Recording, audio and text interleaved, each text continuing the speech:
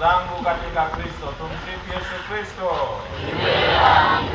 Heri ya sikukuu ya Noeli. Kofi na vigelegele kwa mtoto.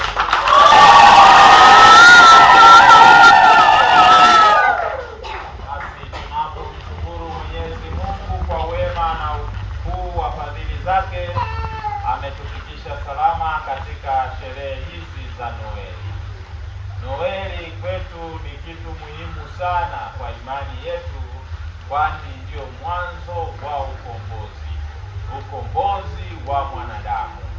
Mwanadamu aliyepotea, mwanadamu aliyemwasi Mungu, Mungu anafanya tena maagano ya kuweza kumrudisha kwake.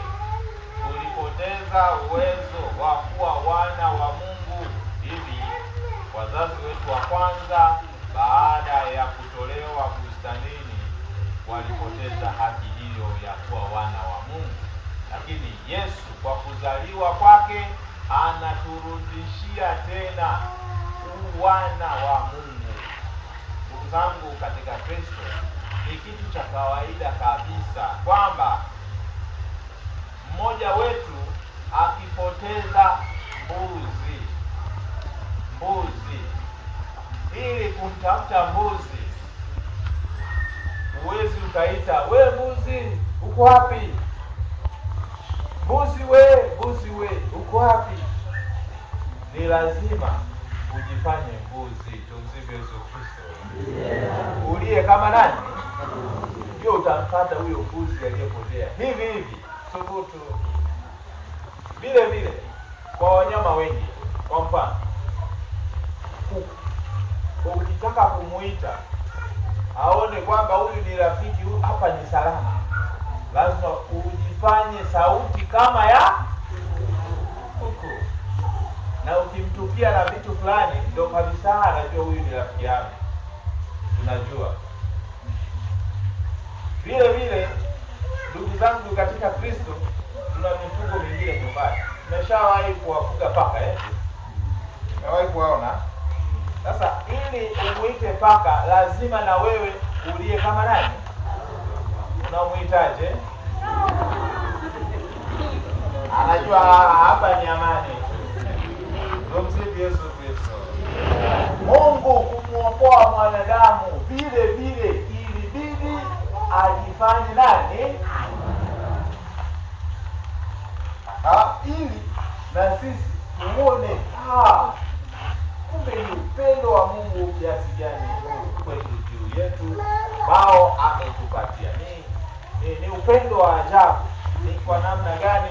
Tazama pendo hili la namna gani ambavyo Mwenyezi Mungu anamtoa mwanawe wa pekee azaliwe awe kama sisi, alafu awe ametuachia mfano na sisi tumfuate.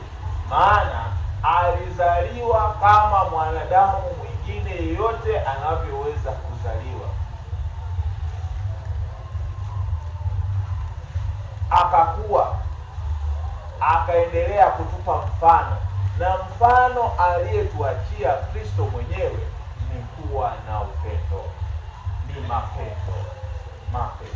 Amezungumza parefu sana juu ya mapendo. Hivi mimi na wewe katika Noeli hii, basi tuongeze upendo, tuongeze chachu. Mwenyewe tuendelee kumwomba Mungu atuashie huo moyo wa mapendo ndani mwetu, tuwapende wenzetu. Leo ni cha ajabu kweli, lakini ndio ukweli wenyewe. Familia haisemeshani, kaka na dada wameduniana, jomba na binamu hawazungumzi, baba mdogo sijui na nani hawazungumzi, wana ukoo hamuzungumzi. Hali inakuwa ni mbaya, lakini ni Wakristo, na leo tunasherehekea kuzaliwa kwake Yesu. Kumbe sherehe hii itubadilishe, ituongeze, ituashie moyo wa mapendo zaidi, tuweze kupendana sisi kwa sisi kumpenda nani? Hivyo ndivyo mafundisho yanavyoeleza. Kumbe hata katika familia, ndugu zangu, kukosana ni kitu cha kawaida kabisa. Kukosana ni kitu cha kawaida kabisa, hasa ndani ya familia. Migogoro ni kitu cha kawaida, lakini baada ya mgogoro unafanya nini? Hapo ndio tatizo hapo, na ndipo tunaposhindwa. Tunafanya nini baada sasa ya migogoro? Basi Kristo kwa kuzaliwa kwake atujalie moyo wa kusamehe. Samehe, na mara nyingine ndugu yangu, usamehe hata kabla mtu hajakuomba samahani. Wewe huo umefanyaje? Kwa sababu wakati mwingine kuna mtu hafahamu kama anakuumiza, yaani yeye anakunywa zake tu kikombe cha kahawa pale au cha maziwa yake safi, alafu wewe huku ndani unaumia. Yaani yule amenitendea haya, mimi amekuwa hivi, mimi amekuwa vile. Mwenzako hata hana habari, anaendelea kujifungulia tu soda tu, yana enjoy tu, anafurahi. Wewe sasa mateso, haulali usingizi, utakufa. Tumsifu Yesu Kristo. Kufa kwa maumivu ya moyo. Achilia, penda hata kabla mtu hajakuomba msamaha, samehe. Ndivyo Yesu anavyotufundisha pale alipokuwa msalabani, anapowaombea msamaha. Mungu, naomba wasamehe hawa. Kwa sababu gani? Hawajui.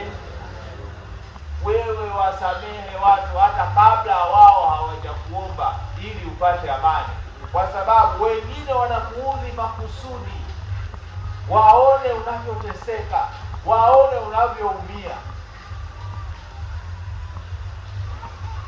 Sasa mtu akikuudhi makusudi, anategemea wewe upate taabu, ukonde.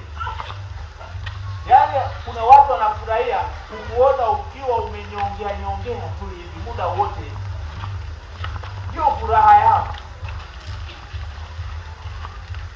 Ndugu zangu katika Kristo, wewe ukisha msamehe, hata kama yeye anakusudia kukuumiza, anaona tu unaendelea kunenepa, kunawili. Tumsifu Yesu Kristo. Kwa sababu ndani yako kuna Yesu amezaliwa ndani yako, kuna amani tele. Ndio hicho ambacho leo Yesu anazaliwa ndani yako. Hivi mwambie Yesu, endelea kunitia amani na moto wa mapendo ndani yangu. Watashangaa watu, wanataka kuona unalia, unahangaika kila siku. Wanapita tu na jipigia zako kamrusi, una raha. Mbona wanajiuliza, mbona huyu tumemfanyia hivi? Mbona tumemtukana? Mbona tumemdhulumu? Mbona tumemfanyia hivi na kile, lakini bado ana raha? Kumbe hawajui wewe una Yesu. Sifu Yesu Kristo. Ruhusu Yesu aingie ndani yako ili uwe mpya, na mwanzo huu mpya unaanza leo baada ya sherehe hii ya Kinoeli. Basi tuishe mioyo yetu hii ambayo kwa kweli na ulimwengu wetu huu geugeu, basi tuweze kumkaribisha Yesu atupe amani ndani ya mioyo yetu, mioyo ambayo imejaa uvunjifu, moyo ambayo imejaa uoga, hofu nyingi. Basi Mwenyezi Mungu atupe amani, atujalie amani tele, atupe amani ya kutosha katika maisha yetu. Tuendelee kumwomba Mungu ili daima hiyo roho yake ya upendo aendelee, hiyo mbegu njema iendelee kukaa ndani yetu, ili iendelee kumea na watu wafurahi kwa sababu ya matendo yetu mema. Kwa sababu kupenda ni kutenda. Kama umependa ndani halafu hautendi nje, huo upendo ni sifuri. Yaani mimi ninakupenda alafu nakutazama tu hivi, ni hatari. Maana kupenda ni kutenda, lazima nikutendee yaliyo, na hayo matendo ambayo nitakutendea wewe ni dhihirisho tu ya kile kilichomo ndani mwangu, yaani kwamba ninakuwazia wewe mema. Baada ya kukuwazia mambo mema, ndipo inajidhihirisha tu kwa nje yale yote ninayokutendea. Tutaendelea kumpenda Mungu na mambo yake ya kimungu, na daima tutachukizwa na yale yasiyo ya kimungu. Tumsifu Yesu Kristo.